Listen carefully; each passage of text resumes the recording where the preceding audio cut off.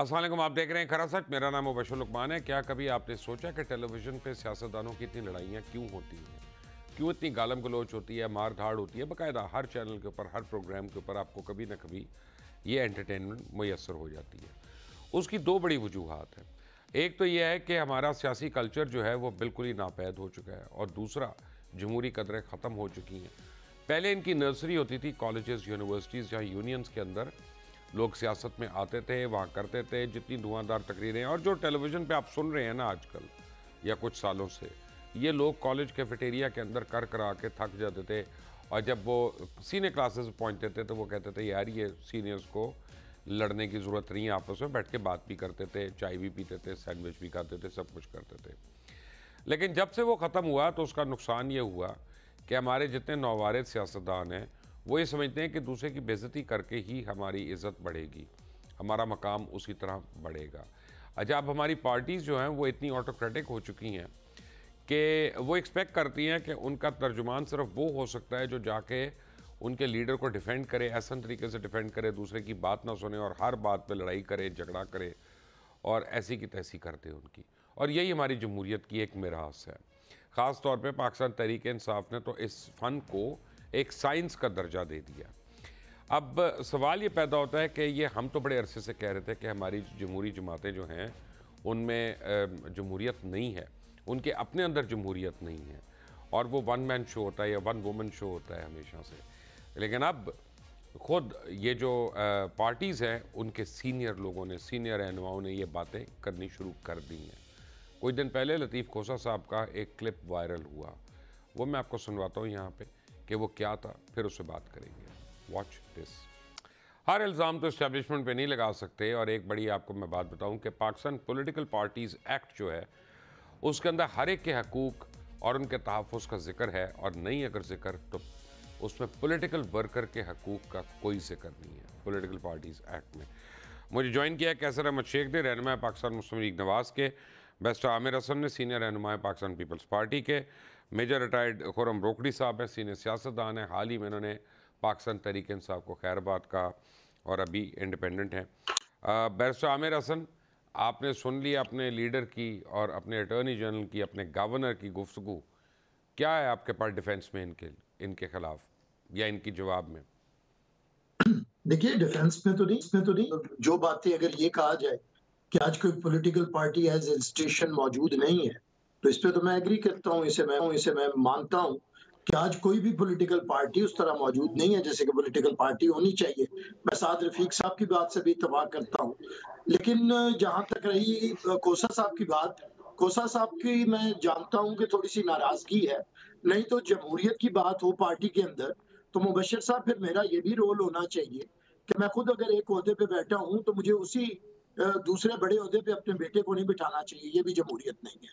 मैं खुद बनाया पाकिस्तान किसने? पि बेटे को मेरी किसने बात बनाया? सुनिए, नहीं, बेटे को किसने खुद बनाया? इन्होंने बनाया, पार्टी ने कि इन्होंने? खुद इन्होंने बनाया, और पार्टी ने इन्होंने बनाया। बर्दाश्त किया ना? वो बस करते पार्टी हैं, का ये तो कल्चर है, मुसीबत पार्टी ने है। बर्दाश्त कर लिया। ये तो बुरी बात है, लेकिन मुझे गलत बात बात है ना, बतानी तो है। आपकी बात पार्टी के ये ऊपर है, मुझे उंगली बात उठ तो रही है सुनने ना। बात तो सुनने पहले। मैं सदर हूँ पीपल्स लॉयर फोरम का, मरकज़ी, और मैं पंजाब का सदर अपने बेटे को बना देता हूँ। तो फिर उस तरह वो पूरा विंग भी खराब होता है।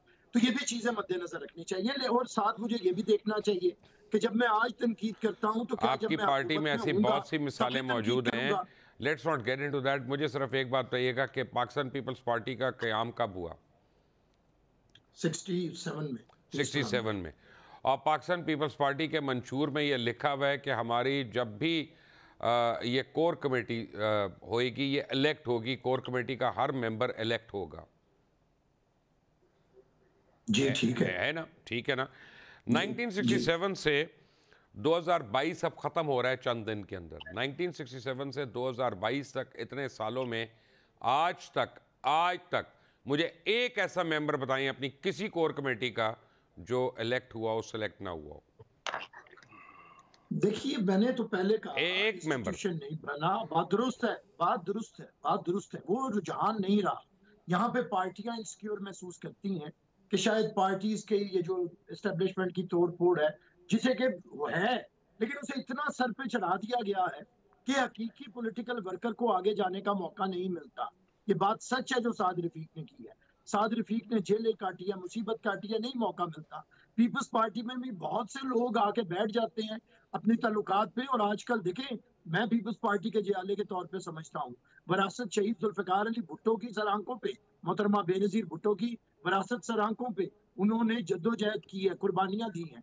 लेकिन हमारी दूसरी टीयर ऑफ लीडरशिप जो है, राइट, जो वो दूसरे जमहूरियत लोग हो हैं, गई ना, अब उनकी विरासत विरासत जमहूरियत नहीं हो गई, चलेगी, ठीक है, ये नहीं चलेगी, वो अच्छी नहीं बात चलेगी। है। मैं मान रहा हूँ आपकी बात, मैं विरासत को जमहूरियत में ले रहा हूँ, अब मैं नई डेफिनेशन डिफाइन कर रहा हूँ, कॉइन कर रहा हूँ। नहीं, विरासत अगर अच्छी हो, मुबशर साहब, तो कुरान अच्छी भरा और हुआ है, बुरी की बात ही उसे नहीं, नहीं माने, नहीं, एक सेकंड बुरी ठहर जाएं, विरासत को एक ना सेकंड। माने। आप प्लीज़ जी, जमहूरियत तक रहें और कुरान पाक तक ना जाएं, दो मुख्तलिफ चीज़ें हैं। मेरी बात का सिर्फ ये क्लियर जवाब दीजिएगा कि जिस चीज़ को आपने जस्टिफाई करना है वो जमहूरियत में आपके लिए जस्टिफाइड है, और जिस चीज़ को जस्टिफाई नहीं करना वो जस्टिफाइड नहीं है। ख़त्म हो गई ना बात। देखिए, जमहूरियत में भी विरासत जस्टिफाई तभी होगी अगर वो जद्दोजहद करेंगी। मोहतरमा बेनजीर भुट्टो को तारीख ने जस्टिफाई किया है क्योंकि उन्होंने जद्दोजहद की है, सर मेरा वरना मुंह थी तो मत वो शहीद खुलवाएं, जुल्फिकार अली अभी भुट्टो की सिर्फ आप बेटी। पे ही प्रोग्राम ख़त्म हो जी, जाएगा, मेरा मुंह मत खुलवाएं यहाँ पे। कैसर अहमद मैं शेख भी साहब, ये तो बोलता नहीं फैक्ट है था, ना, तो बात तो आपसे करूंगा। कैसर अहमद शेख साहब, ये भी बात तो फैक्ट है ना कि हमारी अपनी जमातों में जमहूरियत नहीं है। आप PMLN की मिसाल ले लें, या मियाँ साहब होंगे, मियाँ साहब के भाई होंगे, या उनकी कोई औलादें होंगी, हिज़्ब इख्तिलाफ के कायद भी उन्होंने होना है और हिज़्ब इक़्तिदार का कायद भी उन्होंने होना है। बाकी सारे जो हैं वो अगर आएंगे भी तो 3 महीने के लिए आएंगे, जैसे दोस्त अहमद खोसा आए थे और फ़ौरन उनकी छुट्टी भी हो जाएगी जब मसले हल हो जाएंगे। तो ये कब तक चलेगा? बिस्मिल्लाहिर्रहमानिर्रहीम। आज नहायत अहम टॉपिक पे आप मुबशर लुकमान बात कर रहे हैं। देखिए, हमारी पार्टियों में जमहूरियत नहीं है, ये मैं समझता हूँ इसमें दो राय ही नहीं है। हमारी पार्टियाँ तो चंद लोगों की या ख़ानदानी पार्टियाँ हैं, लेकिन उसमें है, आप देखेंगे ना उसकी वजूहात क्या हैं। उसकी वजूहात मुख्तलिफ रहीं। उसकी वजूहात यही रही कि उन पार्टियों को रजिस्ट ही नहीं किया गया, कि उन पार्टियों के अंदर न बातचीत होती है खुल के, न डिस्कशन होती है। अभी हमारी पार्टी इस वक्त पावर में है, हुकूमत में है। आप अंदाज़ा कर लीजिए कि पिछले 4 महीने में हमारी कोई पार्लिमानी पार्टी की मेरे ध्यान में नहीं है कि कोई हुई हो। और किस तरह ये पार्टी चलती है, ये क्यों। उसके अलावा आप जो मुख्तलिफ लोग हैं, चंद ही लोगों को, पिछले पाकिस्तान मुस्लिम लीग ने चंद ही लोगों को पिछले कोई 30-35 साल में उन्हीं लोगों को ही मिनिस्टर बनाया है, उन्हीं लोगों को आगे किया है। कोई इलेक्शन नहीं होते हमारे यहाँ बाकायदा। अब तो कोर्ट ने भी कह दिया कि आप कितना अरसा हो गया आपके यहाँ इलेक्शन नहीं होते। लेकिन मसला ये है कि और लोग भी ऑर्गेनाइज अपने आप को नहीं कर पा रहे ना। हमारे यहाँ इस्टेब्लिशमेंट ने बैकिंग की, वो उन्हीं की पार्टियां थी। आप देख लीजिए, मैं कराची में देखता हूँ MQM को, मैंने देखा है कितना अरसा किस तरह बने। अब उनमें शिकस्त हो रही है। तो हम देखिए ना, हमें भी मीडिया ने क्या किया, मीडिया का रोल यहाँ क्या है। मीडिया ने कितने और लोगों को जाके हाईलाइट किया, उनका पॉइंट ऑफ व्यू को उजागर किया। तो किस तरह कोई पार्टी बनेगी या किस तरह कोई लोग आगे आएंगे उन्हीं पार्टियों में, जब चंद ही अच्छा, लोग हर बार यानी ठीक है शेख साहब, मैं समझ गया। अगर जमहूरियत नहीं पनपती तो या इस्टेब्लिशमेंट का कसूर है या मीडिया का कसूर है। आप लोगों को तो हमारा काम है, हमारा फ़र्ज़ है कि इस्टेब्लिशमेंट और मीडिया हम इक़्तिदार पकड़ के आपकी झोली में डाल दें और उसके बाद पीछे होके बैठ जाएं हाथ बांध के। यानी आपने खुद से तो कुछ नहीं करना। मैंने किधर कहा कि मैं कहता हूँ सबसे ज्यादा तो हमारी लीडरशिप का कसूर है। अगर आपकी लीडरशिप बिल्कुल बेबाक होती, ऑनेस्ट होती, तो इस्लामाबाद हाई कोर्ट, मान लेना, मेरी बात सुन ले शेख साहब, कि इस्लामाबाद हाई कोर्ट कह रहा है ना, तोशा खाना की जितनी डिटेल्स हैं सदर और वज़ीर आज़म की पिछले जितने भी सालों की, वो ज़रा पहुँचा दें। तो वो अभी तक तो हुकूमत ने नहीं पहुँचाई। ये कितनी को मुश्किल डिटेल है, ये तो कंप्यूटर प्रिंट आउट है ना।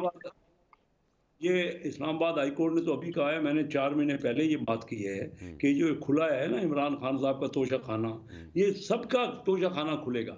देखिए, यही बातें हैं, हमने क्यों ऐसी चीज़ों को छुपा के रखा हुआ है, क्यों चंद लोग ही यहाँ पावरफुल रहे और लोगों को। देखिए ना, ये बात बड़ी खुल के है, सबका हर एक को ऑन बोर्ड होना चाहिए। अब मैं आपको बताऊँ मुबशर, मसलन मैंने 97 से लेकर 99 तक कोई तनख्वाह नहीं ली। मीडिया ने कितना हाईलाइट किया। मसलन जो यूनिवर्सिटियां मैंने बनवाई चनियोट में, फास्ट नेशनल यूनिवर्सिटी अपने जेब से वहाँ सारी ज़मीन लेके दी। एक निमर यूनिवर्सिटी को तो हाईलाइट किया जाता है, फाज यूनिवर्सिटी अगर कैसर अहमद शेख ने बनवाई तो कोई बताने वाला नहीं है। मसलन मैं अभी बना हूँ स्टैंडिंग कमेटी फाइनेंस का चेयरमैन बना हूँ, मैंने कहा मैंने गाड़ी नहीं लेनी, मैंने कोई ड्राइवर नहीं लेना, मैंने कोई पेट्रोल नहीं लेना। अगर कोई एक भी बंदा जाके एक रात रह लेता है ना होटल में, तो आप कितने कितने दिन उसकी बात करते हैं कि हुकूमत के खर्चे पे वो रहा है। जिसने अपने पास से खर्च किया, अपने जेब से और हुकूमत से पैसे नहीं लिए, उसको तो हाईलाइट नहीं किया जा देखा ना, ये रहा। आपकी पार्टी का काम है ना, एक सेकंड नहीं, मेरा काम नहीं है। आप हुकूमत में हैं और आपके पास पूरी पीआईडी भी है और आपके पास तर्जुमानों की एक फौज है। मरियम औरंगजेब हैं, फहद हैं, वहाँ पे डिजिटल मीडिया के हेड हैं, और पता नहीं कितने आप लोगों का 78 तो आपके वज़ीर और मुशीर हैं। यार ये आप लोग खुद भी कुछ हाईलाइट करेंगे कि सब कुछ हमने हाईलाइट करना? हमारा काम आपकी मर्जी की खबरें देना नहीं है। नहीं, आप तो अपनी बात कर, मैं वही तो आपसे पॉइंट कर रहा हूँ। जो पार्टी जिसको चाहेगी उसको हाईलाइट करेगी। तो इसका मतलब है आपकी पार्टी नहीं रिकग्नाइज करती कि आपने काम किया। नया जो बंदा मुल्क की खिदमत करना चाहे, अब देखिए मैं आपको बताऊँ, 50 साल हो गए मुझे। पहले मैंने 20 साल इलेक्शन लड़े और हाईएस्ट वोट लेता रहा कारोबारी लोगों का। मेरे जैसे रिकॉर्ड अभी तक कायम है, आप जाके वहाँ दादा कर लीजिए। मैंने महसूस किया कि वहाँ चैम्बर्स में हमारे इकोनॉमिक मैटर्स पे हमारी सुनवाई नहीं हो रही। तो मैंने कहा उस ग्रास रूट लेवल पे आऊँ, मैं कराची रहता हूँ, मैं जाके अपने होम टाउन में जहाँ मैं नहीं गया हुआ था, मैं पैदाइश ज़रूर मेरी वहाँ की थी, मैं जाके वहाँ गलियों मोहल्लों लोगों को 30 साल से मिल रहा हूँ जाके। और यही मकसद था। डॉक्टर महबूब हक साहब का मैं बहुत ज़्यादा करीबी साथी रहा। मेरा मकसद ये था कि हम ये मईशत का जो मामलात हैं, जो कारोबारी लोग हैं, लेकिन यहाँ तो बाहर से आता है एक आदमी, वो फाइनेंस मिनिस्टर बन जाता है और फिर हफीज़ शेख साहब वापस चले जाते हैं, उनका कोई पता नहीं लगता। इसी तरह शौकत तरीन, कोई भी जो बिजनेस समझने वाले लोग हैं, जिन्होंने इकानमी को फ्लोरिश करना है, मेरे सामने डॉक्टर महबूब हक साहब को मनमोहन सिंह फ़ोन करते थे, इंडिया के प्राइम मिनिस्टर, और पूछते थे कि इंडिया पाकिस्तान आगे जा रहा है इकानमी में, हम कैसे और आगे बढ़ाएं इंडिया को। तो वो उनको बताना था आप भी अफगानिस्तान में जंग करा लें और उसके जो एड आती है उसको खाना शुरू कर दें, क्योंकि महबूब हक जो थे वो ज़ियाउल हक के थे ना फाइनेंस मिनिस्टर, वो जमहूरियत के तो नहीं थे। यानी इसका मतलब आप तो मेरा पॉइंट बता रहे हैं कि जमहूरी औकात में हमारे लिए इकॉनमी अच्छी नहीं रह सकती। जब भी आमिर या डिक्टेटर आया हमारी इकॉनमी बेहतर हो गई। वजह यही है ना कि कंसंट्रेशन नहीं रही ना। देखिए ना, बात तो वही जो आप दुरुस्त के, मैं एग्री करता हूँ आपके, जो आप पीरियड्स आप देख लें, जब भी यानी जो गैर जमहूरी हुकूमतें पिछले 15 साल से, हमारी असम्बलियाँ तो 3 मुस्तकिल 5-5 साल का पीरियड पूरा कर रहे हैं, रिजल्ट क्या निकला? देखिए मैं आपको बात वो बताना चाह रहा था कि 1990 में इंडिया हमसे 4 गुना इकानमी थी, आज वो 12 गुना हो गए हैं। बांग्लादेश हमसे अलग हुआ, इससे हमसे बड़ी इकानमी बन गई। हमें देखना पड़ेगा वो क्या वजह हुई, वहाँ हमारे ब्यूरोक्रेट ने क्या किया। कोई एक काम नहीं हुआ कि हमारे अच्छा चलें, अब पहले एस्टेब्लिशमेंट थी, लतीफ़ खोसा साहब ने अदलिया को भी डाला, आपने मीडिया को भी डाला, अब ब्यूरोक्रेट भी आ गया। सियासतदान का कसूर नहीं है, ठीक है। अगर आपके लिए एक को सिंगल आउट करेंगे तो मसले का हल नहीं निकाल। राइट। रोकड़ी साहब, प्रॉब्लम ये है, सॉरी मैं रोकड़ी साहब को, शेख साहब मैं रोकड़ी साहब को शामिल गुफ्तगू कर लूँ, बड़ी देर से वो बैठे हैं। रोकड़ी साहब, असल में मैं आपको बताता हूँ, जमहूरियत के 2 फ़ायदे हैं आम आदमी के लिए, बेनिफिट के लिए। मैं ये समझा दूँ कि जमहूरियत होती क्या है। देखिए, जमहूरियत जो होती है वो आपको सिर्फ 2 चीज़ें प्रॉमिस करती है, 2 चीज़ों का वादा है। एक ये कि मुकर्ररा वक्त पे, वो चाहे 3 साल हो, 4 साल हो, 5 साल हो, 10 साल हो, उसमें इलेक्शंस हो जाएंगे और पीसफुल ट्रांसफ़र ऑफ पावर हो जाएगा दूसरे जो भी इलेक्शन जीतता है। और जो सबसे बड़ा फ़ायदा है जमहूरियत का, कि हर इदारे या फ़र्द के ऊपर एक चेक एंड बैलेंस होता है और वो जवाबदेह है। और ये जो सियासतदान हमारे प्रोग्राम से बैठते हैं, ये उसी अमल का एक हिस्सा है जिसमें हम इनको तेज़ व तुंद सवाल करते हैं और ये उसके जवाब देते हैं। ये भी जमहूरी इक़्तिदार का एक तसलसल है जो इनकी वजह से कायम है। लेकिन रोकड़ी साहब, माज़रत के साथ, जिस पार्टी में आप रहे पहले, उसने तो कल्चर ही ये फ़रोग दिया कि जो इमरान खान की हाँ में हाँ खुलकर नहीं मिलाता वो चोर है, उचक्का है। मैं आपको एक एग्जांपल दे देता हूँ कि Umar Cheema president of party के लिए जावेद हाशमी के सामने इलेक्शन खड़े हुए, तो इमरान खान ने क्योंकि कह दिया था कि मैं जावेद हाशमी साहब को सदर बनाना चाहता हूँ, तो उमर चीमा की मट्टी पलीद हो गई। कई साल उमर चीमा जो थे वो पहली 10 गाड़ियों में नहीं नज़र आते थे, लेट अलोन पहली गाड़ी में, जबकि कई साल वो पहली गाड़ी चलाते रहे। तो ये तो हमने अपनी ज़िंदगियों में देखी है, ये आमरीत जो है कैसे जमहूरियत के लिए ये रोना रोते हैं और फार्स किस्म के इलेक्शंस करवा देते हैं कि जी हमारे इलेक्शन हो रहे हैं, वो सबको आपको ही पता है, मुझे भी पता है वो कैसे होते रहे हैं, क्या होता रहा है। तो हम लोगों से कितनी देर ये मजाक होगा संगीन किस्म का। मोशे भाई, सब जो टॉपिक है ये अहम है। सबसे जो अहम चीज़ है वो ये है कि सियासत का बावकार होना, और फिर हमें मान लेना चाहिए कि हमारे अंदर अहलियत और काबिलियत का शदीद फुकदान है, और हम मेरिट के ऊपर क्योंकि किसी आदमी को बर्दाश्त नहीं कर सकते। जितनी भी पार्टीज हैं आप देखेंगे, उनका जो प्रोसेस है ऊपर आने का या किसी भी आदमी के टिकट लेने का, वो अभी तक इतना बैकवर्ड है और सिस्टम इतना पुराना लेके हम चल रहे हैं कि हम अगले दौर की तरफ गए ही नहीं है। ना हमने लीडरशिप को प्रमोट किया, ना हमने लीडर्स पैदा किए, ना हमने स्टेट्समैन पैदा किए। हमने वो एक तबका पैदा किया है कि जिसको सिर्फ और सिर्फ अपने हल्के की फिक्र होती है, और उसकी पूरी कोशिश 5 साल ये होती है कि मुझे अगला टिकट किसी न किसी तरीके से दोबारा मिल जाए, क्योंकि पार्टीज कमजोर होती हैं और उनके ऊपर एक कोई भी शख्स, जैसे आपने तहरीक इंसाफ कर दिया या दूसरी पार्टीज हैं, पर्सनैलिटीज स्ट्रांग होती हैं। वो तमाम लोग इर्द गिर्द उस एक पर्सनैलिटी के मरहूने मिन्नत होते हैं। उन्हें पता होता है कि जो कुछ देना है दाता भी यही है, कि किसी को देवता भी बना दें, जो मर्जी कर लें। तो ये सारी की सारी चीज एक पॉलिटिकल टर्म है, पॉलिटिकल एक्सीलेंस, उसका शदीद फुकदान है। हमें ये मानना चाहिए कि हमारा जो पॉलिटिशियन है या जो किसी भी सीट पर जाता है, वो उसका वो अहल नहीं होता। वो मिनिस्टर बन के भी अपनी मिनिस्ट्री को रन नहीं कर सकता, वो सेक्रेटरी के मरहूने मिन्नत होता है, और वो 5 साल सिर्फ अपने हल्के को ड्राइवर और कासिद और इनकी पोस्टिंग्स में उसने अपना लेवल रखा हुआ होता है। तो हमारे पास सियासत जहाँ पे बावकार नहीं है, वहां पर अहलियत का शदीद फुकदान है। और लोगों ने तहरीक इंसाफ की तरफ जो रजू किया था वो इसलिए किया था कि दे थॉट कि ये मॉडर्न टाइम की पार्टी है, वो जो पुराने कल्चर होगा यहाँ नहीं होगा।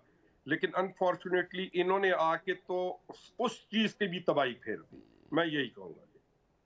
राइट जनाब बैरिस्टर आमिर हसन साहब, एक बड़ा प्रॉब्लम जो है वो ये है कि हमारी जमहूरी पार्टीज खुद आइन का पास नहीं करती।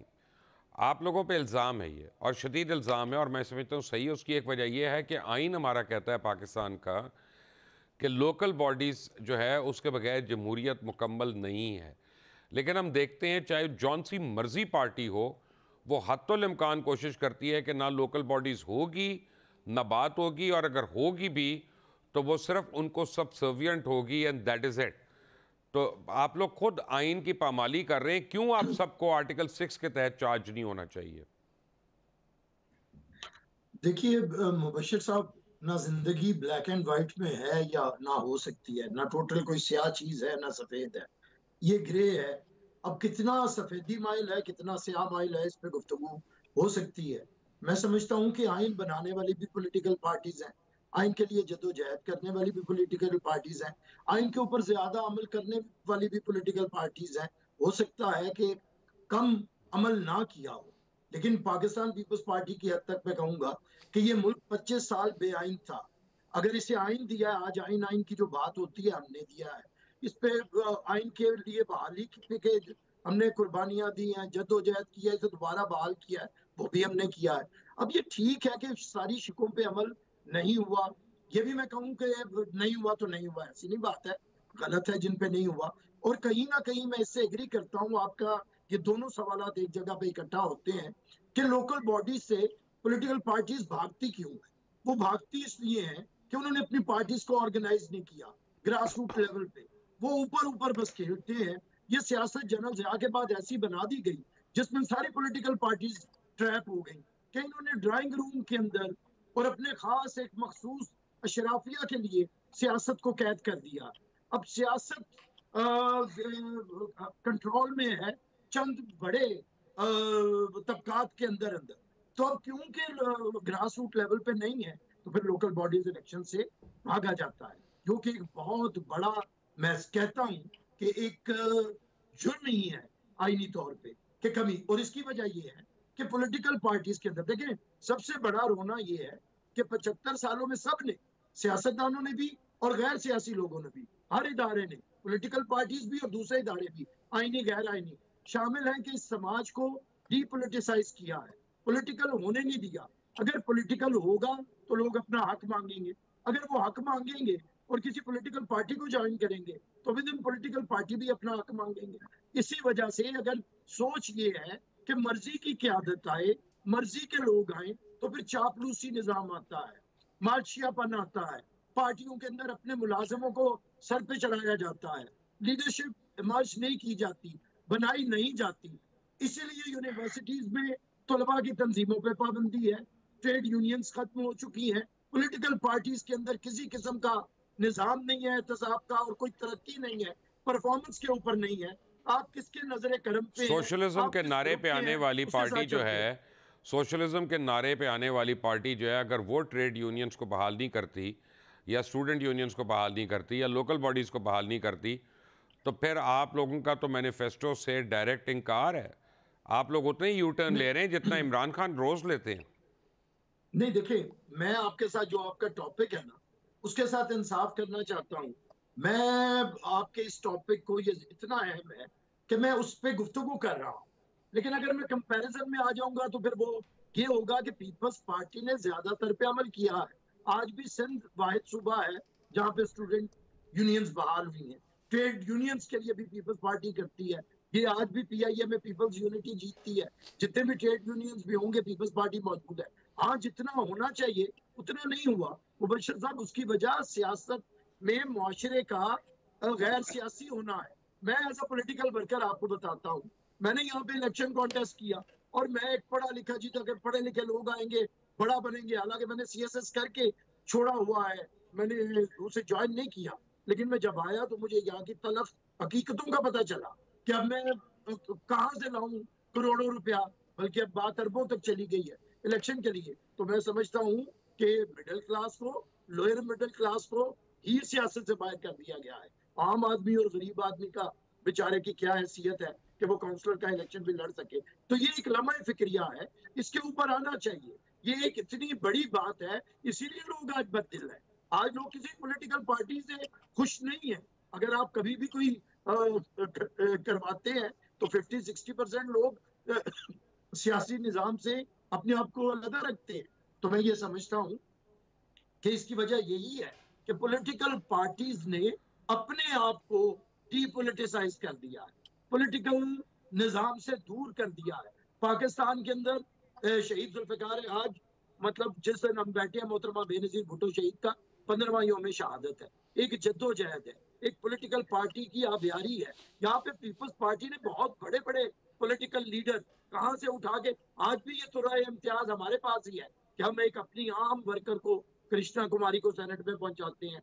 ये भी हमने वकार मेहती साहब चंद मरले के घर में रहते हैं, उन्हें सेनेट तक पहुंचाया। ये हुआ है, लेकिन अभी भी बहुत कुछ होना है। ये नहीं है कि हम चंद मिसालें। ठीक है, आते हैं बैरिस्टर साहब इन बातों पे। मेरे साथ तीनों मेहमान मेरे साथ ही मौजूद हैं। एक छोटी सी ब्रेक लेनी है, ब्रेक के बाद आते हैं तो पूछते हैं कि ये पार्टीज में अपनी जमहूरियत कब होगी। Take a break.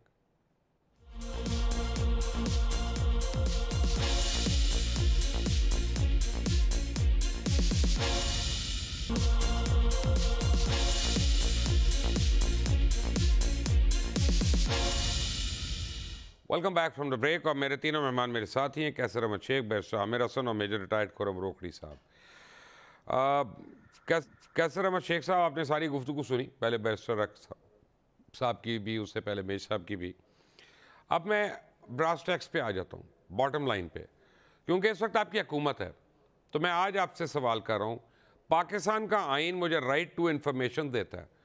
कैसर अहमद शेख, मैं आपको और तमाम PMLN को चैलेंज कर रहा हूँ कि मुझे और कौम को वो डॉक्यूमेंट दिखा दें जिसके तहत CPEC का एग्रीमेंट हुआ हुआ है।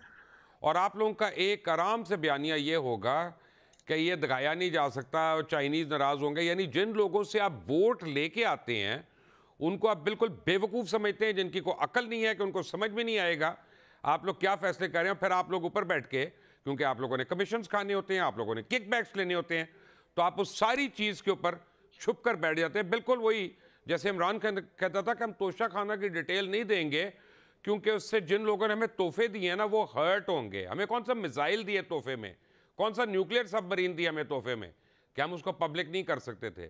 तो ये कॉन्ट्रैक्ट जो पूरी कौम के ऊपर हो रहे हैं, पूरी कौम के फ्यूचर के साथ है, हमारा बच्चा बच्चा बाल बाल कर्ज में बंध गया, उसका राइट नहीं है हमें देखना।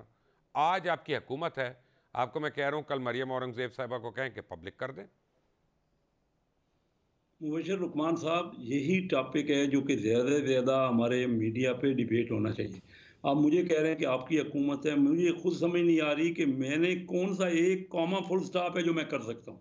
आप मुझे किस तरह कह रहे हैं कि आपकी हुकूमत है? यहाँ राइट। पे हर पार्टी में 8-10 बंदे हैं, सिर्फ उनको पता होता है मामला। मुझे ये जो आप बात, आपको मेरे से ज़्यादा इल्म है। मेरे किस तरह आप मुझे कह रहे हैं कि मेरी हुकूमत है? मैंने क्या किया? 4 महीने से हमारी पार्टी की, पार्लियामानी पार्टी की मीटिंग नहीं हुई। बताइए कि मैंने क्या कर सकता हूँ, या मेरा बजट जो होता है, क्योंकि मेरी स्पेशलिटी बजट पे है। मैं आया था कि आम लोगों को फ़ायदा किस तरह पहुँचे या बेहतरी किस तरह आए हमारी इकानमी में। अब ये सारे, मैं इस वक्त मुस्लिम लीग का बिजनेस एंड कॉमर्स विंग का सदर हूँ। मैं इस वक्त जो स्टैंडिंग कमेटी है फाइनेंस की, उसके 21 एमएनए होते हैं, उसका चेयरमैन हूँ। लेकिन एक कॉमा फुल स्टॉप भी बजट में मेरी तरफ से नहीं है। ना ही हमसे पूछा गया, ना बजट मेकिंग में हमारा हाथ है, ना किसी भी पॉलिसी बनाने में मेरा हाथ या हमारे मेंबरों का हाथ है। आप तो सीधा सीधा हमें कह देते हैं कि तो फिर आपकी शेख हुकूमत है। साहब ये सही हुआ तो ना, इससे मुराद आपका फिर क्या है? ये मैं क्या सही करूँ? हुआ अच्छा, ना आपके ख्याल कि शेख साहब आप भाई हैं, अगर मुझे इसलिए कुछ मैं भी। आपसे एक हल्का सा जी सवाल जी पूछ लेता हूं कि फिर तो जी बिल्कुल जी जी। जस्टिफाइड है कि ज़ियाउल हक मार्शल लगाए, मुशर्रफ लगाए, अयूब खान लगाए, जो भी लगाए सही लगाता है, क्योंकि आप लोग तो खुद सिविलियन को सूटों में आप लोग डिक्टेटर हैं। ये आप दुरुस्त कह रहे हैं। देखिए, बात है कि डिक्टेटरशिप से भी ज़्यादा है। वो जो आपने पहले खुद कहा कि पाकिस्तान में खुशहाली का पीरियड वही था जबकि जमहूरियत नहीं हुई। जमहूरियत का मकसद तो ये था कि लोगों के में खुशहाली आए, लोगों में ह्यूमन डेवलपमेंट हो, उनमें एजुकेशन बढ़े। हम तो हर इंडेक्स में दुनिया में सबसे आखिरी कौम हो गए हैं। हम कर क्या रहे हैं? कहाँ हमारी, जो आपने सही कहा कि ग्रास रूट लेवल पे भी हमारी डेमोक्रेसी नहीं है। हम लोकल जो इलेक्शंस हैं वो भी नहीं करवाते। तो ये कहाँ रेजिस्टेंस है? जब तक अब आहिस्ता आहिस्ता ये जो मीडिया बहुत ज़्यादा, क्योंकि पिछले कुछ सालों से ओपन हुआ है, लोगों में अवेयरनेस पहले से ज़्यादा आई है। बाय द वे, ये लेकिन अभी मीडिया भी मीडिया वक्त जो है, ये भी एक डिक्टेटर जनरल मुशर्रफ की वजह से ओपन हुआ है। दुरुस्त कह, मैं तो खुद कह रहा हूँ कि आप चाइना देख लें। दुनिया में पिछले 40 साल से हर साल सबसे ज़्यादा ग्रोथ चाइना कर रहा है। चाइना में तो जमहूरियत नहीं है। मैंने कोई 50-60 बार चाइना का विजिट किया है, और फर्स्ट टाइम मैं 50 साल से ज़्यादा हो गए मैं जब चाइना विजिट किया। मैं रेगुलर वहाँ जाता हूँ। वहाँ कौन सी जमहूरियत है जो दुनिया का हर वक्त, जितनी भी हर साल जो ग्रोथ है, वो डबल डिजिट ग्रोथ करते रहे 30-40 साल। जब तक लोगों में खुशहाली नहीं आएगी, लोगों के मामला, ये क्या करेंगे? अभी बैरिस्टर आमिर बता रहे थे, बड़ी कुर्बानियां दी होंगी, मैं मानता हूं, मैं कोई इस पर एतराज नहीं कर रहा, या लेकिन रिजल्ट क्या हुआ? क्या 2% ग्रोथ इस वक्त हमारी है, जबकि आबादी 2.5 या 2.25% बढ़ रही है? दुनिया में ग्रोथ तो आज डेवलपिंग कंट्री 8-10% कर रहे हैं। हम अगर लोगों में, और हमने क्या किया, ये इमरान खान साहब ने पीछे 450 अरब रुपए, इमरान खान साहब को तो शायद इस बात का पता भी ना हो कि इकानमी के मामला क्या होते हैं। 450 अरब रुपए रजा बाकर ने उठा के 0% इंटरेस्ट रेट पे 100 बड़ों को दे दिए। यह भी हुआ है 2 साल पहले। 450 अरब रुपए, वो सारी मशीनरी आ गई जो नहीं भी चाहिए थी। आज वो मशीनरी आई हुई है, उसी का हम भुगत रहे हैं। आज हमारे पास रिजर्व नहीं है, लेकिन हमारे पास तो इतना पैसा होता था, कोई बजाय कि उसको एसएमईज को, दरमियाने ये छोटे लोगों को हम देते। और जैसे कि बांग्लादेश ने ग्रोथ की, उनकी उन्होंने ग्रामीण बैंक के, उन्होंने लेडीज़ को उन्होंने दिया तो ग्रो। जब तक आप, इंजन ऑफ ग्रोथ होता है दरमियाना और छोटा तबका। हमारी जमहूरियत ने लोगों को रिजल्ट नहीं दिया। इसमें जमहूरियत या डिक्टेटरशिप की बात नहीं है। अगर तालीम नहीं दी गई, अगर अवेयरनेस नहीं दी गई, अगर ह्यूमन डेवलपमेंट नहीं हुई, अगर हमारा मुल्क नहीं बढ़ा, हम तो आबादी बढ़ाने के ऊपर हमारा जोर है।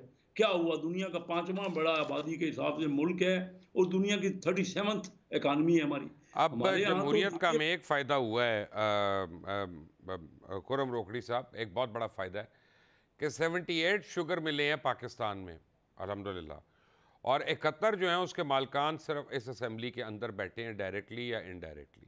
78 यानी 71 की, 71 की। और उसके बावजूद हुकूमत जो है वो बेबस होती है सिर्फ चीनी की कीमत को कंट्रोल करने पे। तो इसका मतलब यही हुआ कि सियासत जमहूरियत के लिए नहीं, सियासत जो है अपने मुनाफों के लिए है। अपने अपने जायदादों के लिए है, अपनी औलादों के मुस्तकबिल के लिए है, दूसरों की औलाद बाढ़ में जाए।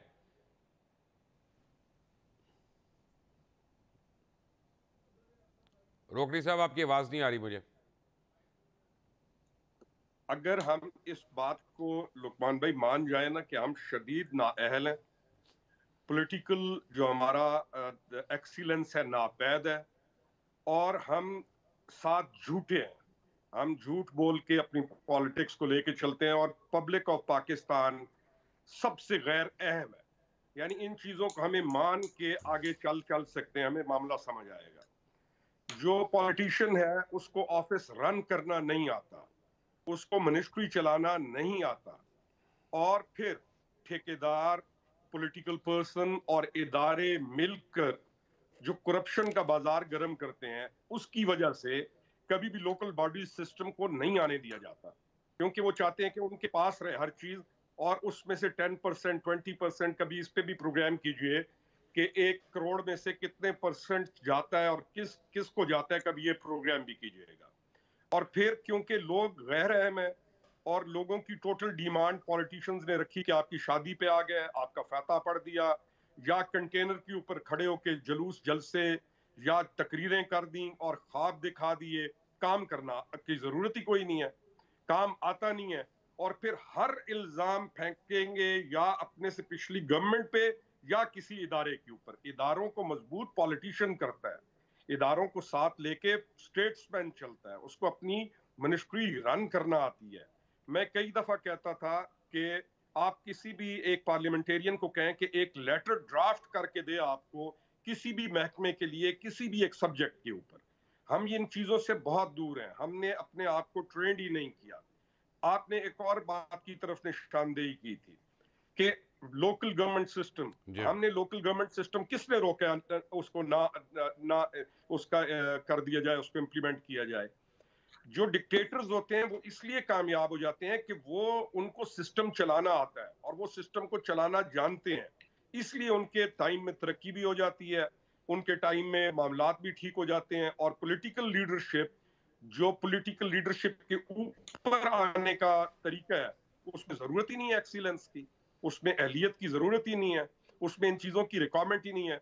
दुनिया कहाँ चली गई, हमें इमर्जिंग टेक्नोलॉजीज का पता नहीं है, हमें अभी आर्टिफिशियल इंटेलिजेंस का पता नहीं है।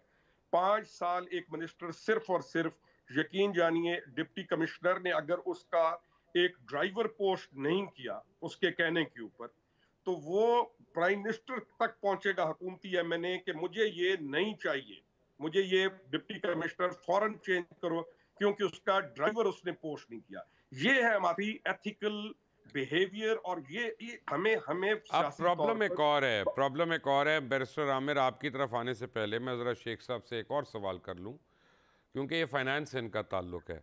शेख साहब, मेरी तो तनख्वाह जो है थोड़ी है, ज़्यादा है, बहुत ज़्यादा है, वो एट सोर्स उसमें टैक्स कट जाता है, तो टैक्स तो मैंने वहाँ कटवा दिया। यहाँ तक जब मैं आया हूँ तो गाड़ी के ऊपर टैक्स दिया हुआ है, मैंने पेट्रोल जो ख़रीदा है उसमें डाला है, उसके ऊपर टैक्स दिया हुआ है। ये जो मैं चाय पी रहा हूँ, ये इसके ऊपर मैंने टैक्स दिया हुआ है। मैं चाय के ऊपर टैक्स दिया, दूध के ऊपर अलग टैक्स दिया, डेयरी के ऊपर अलग दिया है, चीनी के ऊपर अलग टैक्स दिया। ये कमरे में जो बत्तियाँ जल रही हैं, इन सब को टैक्स दे के इम्पोर्ट किया गया और इनको लगाया गया इन्हीं कैमरास के ऊपर। हम तो अपना पूरा सोशल कॉन्ट्रैक्ट पूरा कर रहे हैं, तो हमारे कर्जे कहाँ पे जा रहे हैं, वो क्यों नहीं इंफ्रास्ट्रक्चर पे लग रहे हैं? इसका मतलब है या आप लोग खा रहे हैं या वो आमिर खा रहे हैं जिन्होंने हुकूमतें की हैं। अवाम का इससे क्या ताल्लुक है? पाकिस्तान बैंकक्रप्ट हो गया, आप लोगों को कब इस बात पे शर्मिंदगी होगी? देखिए, आपने बड़ा सवाल बहुत अच्छा है। हमारा सबसे ज़्यादा जो खर्चा, हमारे कर्जे हम लेके, जो भी हुकूमत आती है वो कर्जे लेती है। सबसे पहले तो मैं ये बताइए, आप देखिए, मैं आपको बताऊं, पॉलिटिशियंस के हाथ में है क्या? कौन सा फाइनेंस मिनिस्टर आपका डायरेक्टली इलेक्टेड फाइनेंस मिनिस्टर बना है? फाइनेंस मिनिस्टर के हाथ में हर चीज़ होती है। ये जितना ईसीजी है, जितनी भी एक्निक मीटिंग हैं, जो भी खर्चा, हर फाइनेंस मिनिस्टर बाहर से आया तकरीबन। पाकिस्तान की नेशनल असेंबली के पास जिम्मेदारी है बजट बनाने की। आप मुझे बता दीजिए, पिछले 35 साल में सिर्फ एक साल 6 6 महीने असद उमर एक इलेक्टेड MNA थे, 6 महीने नवीद कमर या 1 साल नवीद कमर से, 35 साल में 1.5 साल तो कौमी असम्बली से आए हैं, जो डायरेक्ट लोगों ने इलेक्ट किए, जो पॉलिटिशियन थे। हमने करना कहाँ से आ गए हमने करना है, हुकूमतों में आप लोग हैं, हमने तो नहीं फाइनेंस मिनिस्टर लगाना। मैं तो नहीं हूँ, अब आप लोग से मुराद, मैं तो कोई चीज, चंद लोग हैं, 2-4 लीडर हैं। मुझे ये बताइए कि जब तक वो लोग वो सिर्फ कर्जे लेते हैं, और वो जो सबसे ज्यादा खर्चा है ना, आप सही कह रहे हैं कि हर कोई टैक्स पे कर रहा है, उसके बावजूद जो आपके अखराजात हैं, इंडिया का जो टैक्स है वो उनकी कौमी आमदनी का 17% है, बांग्लादेश का 15% है, हमारा 9% है। ये हम अभी भी टैक्स कम का, हम बिजनेसमैन भी टैक्स नहीं देते, ब्यूरोक्रेट भाई कितना लेना इनडायरेक्ट टैक्स जो आप इतना दे देते हैं, वो ब्यूरोक्रेट ने यहाँ आते हैं उसके ऊपर, ये तो खैर हम आगे निकल जाएंगे। बस sir Aamir Hasan, your comment sir. बस मेरा सिर्फ एक लफ्ज ये सुनिए, मैं ये बात करना चाहता हूँ कि इसमें करते रहेंगे, मुझे जरा करना, मैं समझता हूँ कि अगर हम लोग, एक मिनट शेख साहब को एक जुमला बोलने दें, आमिर एक मिनट शेख साहब को एक जुमला चाह रहा हूँ कि जब तक हम माहौल देखिए, दुनिया के किसी मुल्क ने भी तरक्की की है ना, चाहे वियतनाम, ताइवान, इंडोनेशिया, कोई भी मुल्क, नया मुल्क बांग्लादेश, बाहर से पैसा आने का माहौल बनाया है, हमारा माहौल ही नहीं है। हम किसी को बाहर वो ठीक है, हमने तो नहीं बनाना ना, आपने बनाना है ना। हम यहाँ पे घुंघरू पहन के डांस तो नहीं कर सकते ना कि माहौल बन जाए पैसे के आने का। वो डांस करना नहीं करना, आप लोग को करना है यार। आप लोग अयाशी आप लोग करते हैं, अरबों रुपए के पार्लियामेंट पे हम खर्च करते हैं, सेनेट के ऊपर हम खर्च करते हैं, आप लोग पार्लियामेंट लॉजेस देते हैं, मिनिस्टर हाउसेज लेते हैं, मुराद लेते हैं, गाड़ियां, पेट्रोल, फ्यूल। एक मिनट मैं सबकी बात कर रहा हूँ, आप देखें मेरे बात सुने, तो हमारे ऊपर क्यों कह रहे हैं, हम कहाँ से चेक करें? आप तो हमें जवाब दे नहीं है। मैंने कहा CPAC हमें बता दें उसका डॉक्यूमेंट क्या है, आपने तो उसके ऊपर कह दिया कि मेरे इख्तियार में नहीं है। अगर आपके इख्तियार में नहीं है, जो रूलिंग पार्टी का आदमी है, तो फिर आम आदमी जिसके माँ बाप उसके हाथों में दम तोड़ देते हैं अस्पताल के बाहर, आम आदमी जिसको बच्चे के बालों में तेल डालने के लिए उसने कभी सोचा नहीं, उसमें इतना पैसा नहीं होता, वो बेचारा कहां से सोचेगा? बैसर आमिर, ये वाली जमहूरियत ना मंजूर। देखिए मुबशर साहब, मैं जमहूरियत की कमियों के ऊपर बिल्कुल आपसे एग्री करता हूँ। कमियां हैं सियासत में, सियासी जमातों में, लेकिन आमरीयत और जमहूरियत के मुकाबले में मैं 1% भी इसके हक में नहीं हूँ कि आमरीयतों ने पाकिस्तान के लिए बेहतरी की है। जनरल अयूब से बेहतर होता है शेख मुजीबुर रहमान, याहिया खान से बेहतर होता है शहीद जुल्फिकार अली भुट्टो। सर जी आप लोग को परफॉर्म करें ना, उसके बाद ये क्लेम कर लीजिएगा। नहीं, आप पहले परफॉर्म करें फिर हमें दिखाइएगा। आप लोगों के पास सिंध में कुत्ते का काटने के वैक्सीन तो है नहीं। नहीं, मुझे बात तो सुन लें। जिनका मैंने नाम लिया है उन्होंने परफॉर्म किया है। आप सारे डिक्टेटर एक तरफ मोहतरमा बेनजीर भुट्टो की जद्दोजहद और शख्सियत इंटरनेशनली मनवा के दिखाए किसी और को, तो क्या इसका मतलब ये है? एक मिनट सर, एक मिनट आमिर साहब, एक मिनट नहीं, एक मिनट मौका दूंगा। आपने एक जुमला बोल दिया ना, अब उस जुमले को मैंने क्वेश्चन मार्क भी लगाना है, वो भी मेरा राइट है।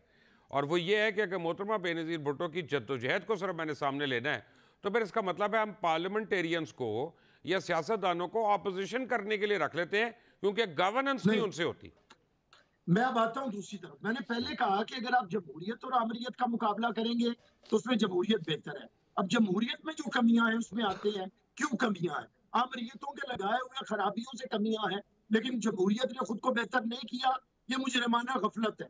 क्या नहीं किया? सारे सरमायादार आज असेंबलियों में बैठे हैं। मैं समझता हूँ सरमायादारों के इलेक्शन लड़ने में पाबंदी लगाए, इनके लिए मखसूस सीटें रखें, जितने की इनकी परसेंटेज है पाकिस्तान की आबादी के अंदर। अपनी अपनी पॉलिटिकल पार्टीज को ये सपोर्ट करे फाइनेंशियली, और वहां से रिजर्व सीट भले नेशनल असेंबली की, सेनेट की लेके आए, लेकिन जितने लोग मेजोरिटी है वो इलेक्शन में आ सके, पहली बात। दूसरी बात ये कि असेंबलियों के मेंबर के लिए तरक्याती बजट ना हो। MNA MP सेनेटर के लिए तरक्याती बजट लोकल बॉडीज के लोग इस्तेमाल करें, फिर देखिए आपकी असेंबली। तो भाई ये हमने तो नहीं करना ना, ये तो आपने करना है, आपने करना है। मान रहा हूँ ना, मैं मान रहा हूँ, लेकिन जमहूरियत में किसी एक के कहने से नहीं, ये बड़ी अच्छी बातें हैं, आप सारी अच्छी बातें कर रहे हैं। मैंने इंटरमीडिएट में पढ़ी थी ये बातें, जब मैं वो पढ़ता था ना, तब मैंने भी ये किताब में पढ़ा था कहीं ना कहीं, देखा नहीं मैंने। मुबशर साहब, मैं एक पॉलिटिकल पार्टी में होके अगर ये आवाजें उठा रहा हूँ, बाहर उठा रहा हूँ, बांगे दोहर उठा रहा हूँ, तो विद इन पार्टी भी उठाता हूँ। तो जद्दोजहद होती है, जद्दोजहद ही एक इस्तिहारा है। अगर ये समझा जाए कि एकदम सारी चीजें आप अपने घर के अंदर भी 100% चीजें अपनी मर्जी से कोई एक फर्द इम्प्लीमेंट नहीं करवा मेरे घर में जमहूरियत नहीं है, मेरे घर में मेरी बीवी का जोर चलता है, खत्म बात। हाँ, तो कोई बस जमहूरियत नहीं है, वहाँ मेरी कोई राय नहीं है। अब इसमें कोई बहस करनी है तो कर ले। आमरीयत है, आमरीयत है मेरे घर में और इसीलिए अच्छा चल रहा है। हाँ, तो नहीं अच्छी होती है कई दफा, ये भी याद रखे ना। जमहूरियत में मैं फिर कहता हूँ कि जमहूरियत के जितने भी फ्लॉज हैं जो रहे हैं, मैं आज पाकिस्तान के अंदर 100% जमहूरियत समझता ही नहीं हूँ। मैं किसी भी पॉलिटिकल पार्टी को 100% जमहूरी पार्टी समझता ही नहीं हूँ। मैं किसी भी पार्टी के अंदर जेन्युइन पॉलिटिकल वर्कर को आगे आते हुए देखता ही नहीं हूँ। तो मैं ये समझता हूँ कि ये जो खराबियां, इनसे तो कोई इनकार नहीं, लेकिन इससे दूसरी तरफ नहीं देखा जा सकता। जमहूरियत को ही बेहतर करना है, मजीद जमहूरियत के साथ आवाजें उठाने के साथ आपके ऐसे प्रोग्राम्स की जरूरत है, बजाय इसके कि रोज मुर्गा लड़ाई हो, ये बातें हो कि कैसे जमहूरियतें बेहतर होंगी, कैसे पॉलिटिकल पार्टीज बेहतर होंगी, कैसे क्या बार एसोसिएशंस का तो ये काम नहीं है ना कि वो भी ये करें। बार एसोसिएशंस का ये काम नहीं है, पॉलिटिशियंस का ये काम नहीं है, पार्लियामेंट्स का ये काम नहीं है, सेनेट का ये काम नहीं है। अच्छा है तो वो आप लोगों ने किया, बुरा है तो वो मीडिया नहीं किया, ठीक है, हम कंधा पेशानी से एक्सेप्ट कर रहे हैं जमहूरियत को, यही जमहूरियत है। यानी जो मीडिया वाला इमरान खान की तारीफ कर दे वो हक की जंग लड़ रहा है, जो उसकी बुराई या उसकी निशानदेही कर दे वो लिफाफा साफी हो गया, ये जमहूरियत है ना। ये तो अदम बर्दाश्त है, ये तो सिर्फ आपको इमरान खान कहता है, हमें तो आपने बड़ी बड़ी तनकीद की, बड़ी मेहरबानी है आपकी, हमने तो कभी नहीं आपको कहा, ये मैं मानता हम तो आपको कल भी ये मैं मानता हूँ। बाय द वे ये नून लीग का भी क्रेडिट है, ये आपका भी क्रेडिट है, ये जमात इस्लामी का भी क्रेडिट है। नहीं दिया तो हमें पीटीआई और एमक्यूएम अरूज पे, एमक्यूएम अपने अरूज पे, मैं उसकी बात कर रहा हूं, ठीक है, जो हमारा क्रेडिट है वो दे, लेकिन हमें बेहतरी के लिए आवाज उठानी है। आज मुल्क के अंदर जमहूरियत नहीं है, जो कि जमहूरियत आइडियली है वो मौजूद नहीं है, इसलिए जमहूरियत से लोग बेजार ना हो, निजाम में बेहतरी करें, निजाम में बेहतरी लेके आए। अगर डिक्टेटरशिप पार्टीज के अंदर है, अगर गैर जमहूरी और गैर रवादारी के रवैये पार्टीज के अंदर है तो हमें बोलना पड़ेंगे। फिर भी जमहूरियत ही एक्सीलेंस लेके आई है, आपके जर्नल एक्सीलेंस नहीं लेके आए। मेजर रोकड़ी साहब, मुझे साहब आखिरी 2 मिनट है, मुझे एक बात बताएं कि हमारी जितनी डिवाइड है, हमारे यहाँ रिलीजियस डिवाइड है, हमारे यहाँ एथनिक डिवाइड है, हमारे यहाँ रिच एंड पुअर डिवाइड है, हमारे पास अर्बन एंड रूरल डिवाइड है, ये जमहूरियत हमारी जो इस वक्त खुद साख्ता जमहूरियत है उसको तो ये बातें सूट करती हैं कि अरैया नू वोट दो, जटा नू वोट दो, रंगड़ा नू वोट दो, ये करके तो अपने मैनिफेस्टो पे तो वोट को मांगता ही नहीं है आज तक, तो ये आप लोगों को क्यों चलने दें हम?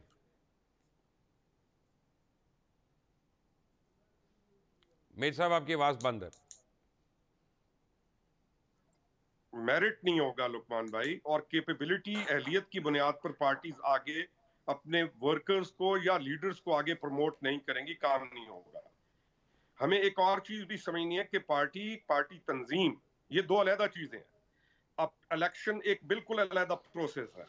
अब इन तमाम चीजों को हम अपनी पार्टीज के अंदर ही नहीं आगे आने देते या उनको हम प्रॉपरली लेके नहीं चलते, तो ये सिस्टम ऐसे रहेगा जिसका हम शिकार है। लेकिन उम्मीद ये है कि अब जिस तरीके से मीडिया ने हाईलाइट करना शुरू कर दिया, या हम लोगों को हम जिस सतह तक पहुंच गए, यानी हम जिस तबाही तक पहुंच गए, इस तबाही के बाद हमने एक एंजॉय तो कर लिया ना इस पाकिस्तान को, सारों ने बगैर काम किए सबने एंजॉय किया, तो अब तबाही वहां पहुंच गई है। शायद हल पॉलिटिकल पार्टीज के पास यही है कि वो बिल्कुल अहलियत की बुनियाद पर, काबिलियत की बुनियाद पर और वाकई काम करने के लिए, काम फतेह शादियां और वो नहीं, काम करने के लिए अपनी पार्टीज को जब तक मजबूत नहीं करेंगी और जब तक अपने इस पे डिबेट हमारी जारी रहेगी। मेजर खुर्रम रोकड़ी साहब, आप बैरिस्टर आमिर हसन साहब, कैसर अहमद शेख, अगर आप तीनों हजरात, मैं आपको एक खुली ऑफर दे रहा हूँ, इससे मैंने मजीद प्रोग्राम्स भी करने हैं, तो अगर आप वाकई इस डिबेट में मजीद शिरकत करना चाहते हैं तो let us know, and we, क्योंकि आज हो सकता है कई बातों का आप जवाब ना दे सके हों, तो वो आपको दोबारा मौका मिलना चाहिए कि आप आके उस पर जवाब दें, उस पर करेंगे। लेकिन चलते चलते मैं नाज़रीन आपको एक बात बता दूं कि हमारी जमहूरी इक़्तिदार बड़ी सिंपल है कि एक नायब कासिद, एक चपड़ासी, एक चाय पिलाने वाला, एक फ़ाइल को उठाकर साहब की टेबल पर रखने वाला, वो सरकारी तौर पे उसका इंटरव्यू होता है तो वो कम से कम FA पास होना चाहिए गालिबन, या BA पास, लेकिन मिनिमम FA तो है। और उसके बाद उसका इंटरव्यू होता है, उसकी स्क्रीनिंग आउट होती है, IQ जब ये पागल तो नहीं है, ये तो अथरा तो नहीं है। लेकिन जो एजुकेशन मिनिस्टर है वो कोरा अनपढ़ हो, उससे कोई फ़र्क नहीं, वो अंगूठा छाप हो, उससे कोई फ़र्क नहीं। तो यानी जितनी हमारी शर्तें हैं, शराइत हैं, वो नीचे के तबके के ऊपर हैं। जो हमारी हुक्मरान तबका है उससे हर तरह की उसको आज़ादी है, चाहे वो कानून की खिलाफ वर्जी करे, चाहे वो चोरी करे, चाहे वो लूटे, चाहे वो कसूटे, जिम्मेदार तो हम लोग ही हैं। सोचना की बात है। अंटिल द नेक्स्ट टाइम, अल्लाह हाफ़िज़।